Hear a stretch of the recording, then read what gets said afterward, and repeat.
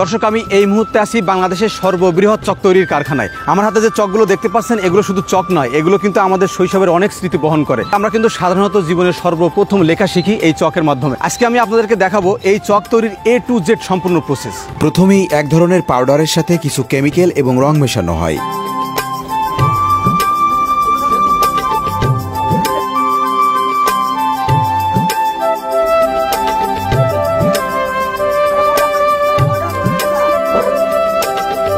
তারপর একটা ছাঁচে ফেলানোর আগে সেগুলো সুন্দর করে তেল মাখিয়ে পরিষ্কার করতে হয়।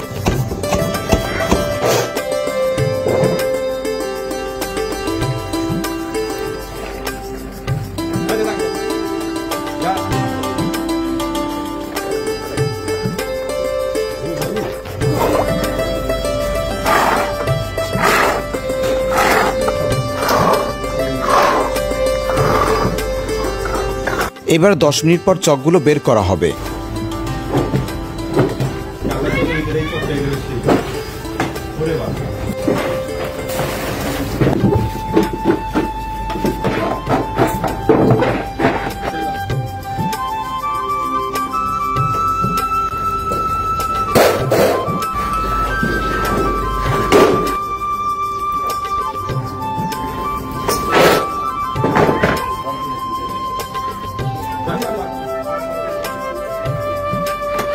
এবার তৈরিকৃত চকগুলো শুকানোর পালা।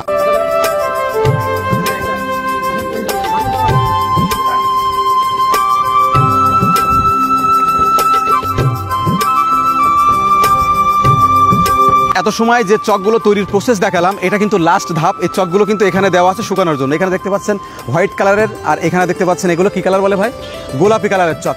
মজার ব্যাপার হলো, এই চকগুলো শুকানোর জন্য এই কারখানার উপরে কিন্তু ছাদ নেই, এখানে টিন দেওয়া আছে। আর আমি এই টিনের উপরে হাঁটছি, আপনারা ভাবতে পারেন যে ভেঙে চুরে নিচে পড়ি কিনা। ব্যাপারটা কিন্তু এরকম না। কারখানা থেকে একেবারে ছাদের মতো মজবুত কিন্তু টিন তৈরি করা আছে। এখানে যদি আপনাদেরকে দেখাই, লাখ লাখ পিস এখানে কিন্তু চক আছে। আবার যদি এই দিকটা দেখাই, এখানে দেখেন টিনের উপরে লক্ষ কোটি পিস এখানে কিন্তু চক রয়েছে।